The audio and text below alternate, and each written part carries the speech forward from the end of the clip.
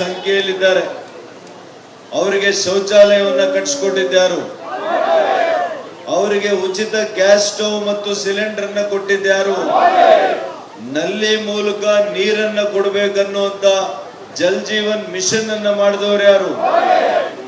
ಇವೆಲ್ಲ ಕೂಡ ಮಹಿಳೆಯರಿಗೆ ಮಾಡೋದ್ರ ಜೊತೆಗೆ ಮುದ್ರಾ ಯೋಜನೆ ಅಡಿಯಲ್ಲಿ ಸ್ತ್ರೀ ಶಕ್ತಿ ಸಂಘಗಳಿಗೆ ಅದರಲ್ಲಿ 70% ಸಾಲವನ್ನ ಮಹಿಳೆಯರಿಗೆ ಕೊಟ್ಟಿರುವಂತದ್ದು ಮಾನ್ಯ ನರೇಂದ್ರ ಮೋದಿ ಅವರು. ಇವತ್ತು ಪ್ರಧಾನಮಂತ್ರಿಗಳ ಆವಾಸ್ ಯೋಜನೆ ಬಡವರಿಗೆ ಮಾಡ್ತಾರೆ. ಕರೆಕ್ಟ್ ಟೈಮಲ್ಲಿ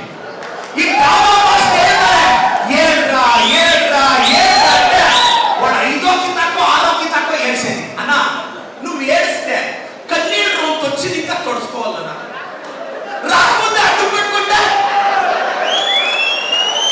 నువ్వు కన్నీళ్ళు కారి తొడుచుకొని కాకుండా ఖర్చు ఇంకా కన్నీళ్ళు అనాలి అలా నేను జూమ్ చేసి ఎన్ని చిత్తాలు చూసినాను ఒక డ్రాప్ కనపడలేదు.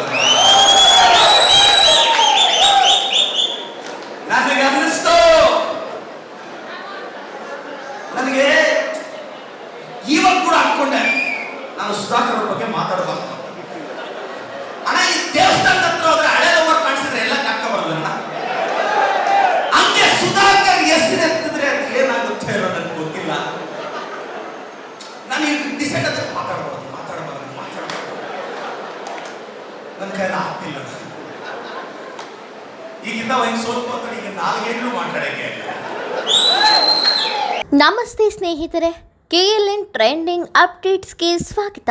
ಸ್ವಲ್ಪ ಗ್ಯಾಪ್ ತಗೊಂಡಿದ್ದಕ್ಕೆ ದಯವಿಟ್ಟು ಕ್ಷಮೆ ಇರಲಿ ಅಂತ ಹೇಳ್ತಾ, ಚಿಕ್ಕಬಳ್ಳಾಪುರ ಲೋಕಸಭಾ ಕ್ಷೇತ್ರ ಈ ಬಾರಿ ಭಾರಿ ಕುತೂಹಲ ಮೂಡಿಸಿದೆ. ಇದು ದೇಶದ ಚುನಾವಣೆ.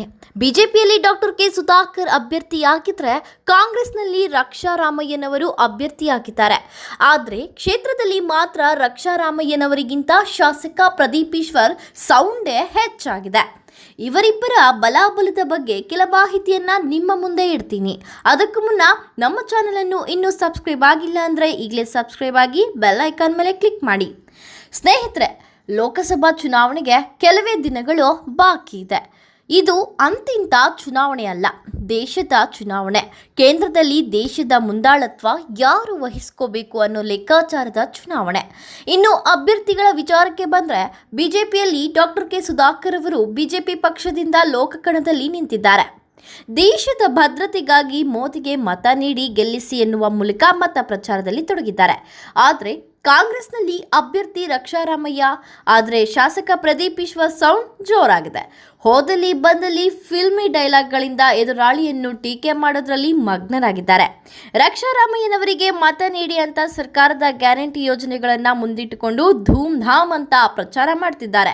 ಇನ್ನು ಡಾಕ್ಟರ್ ಕೆ ಸುಧಾಕರ್ ಅವರು ಕಳೆದ ಬಾರಿ ಸೋತ ಅನುಕಂಪದ ಅಲೆ ಜೊತೆಗೆ ತಾವು ಈ ಹಿಂದೆ ಮಾಡುತ್ತಿದ್ದ ಅಭಿವೃದ್ಧಿ ಕಾರ್ಯಗಳು ಶ್ರೀರಕ್ಷೆಯಾಗುತ್ತದೆ ಎಂಬ ನಂಬಿಕೆಯಲ್ಲಿ ಇದ್ದಾರೆ. ಅದೇ ವಿಚಾರವನ್ನಿಟ್ಟುಕೊಂಡು ಪ್ರಚಾರ ಕಾರ್ಯದಲ್ಲಿ ತೊಡಗಿಸಿಕೊಂಡಿದ್ದಾರೆ. ಇನ್ನು ಕಾಂಗ್ರೆಸ್ ಅಭ್ಯರ್ಥಿ ರಕ್ಷಾರಾಮಯ್ಯನವರ ವಿಚಾರಕ್ಕೆ ಬಂದರೆ, ಅಭ್ಯರ್ಥಿ ಹೊಸಬರಾಗಿದ್ದು ಅವರಿಗೆ ಬೆನ್ನೆಲುಬಾಗಿ ಶಾಸಕ ಪ್ರದೀಪ್ ಈಶ್ವರ್ ನಿಂತಿದ್ದಾರೆ.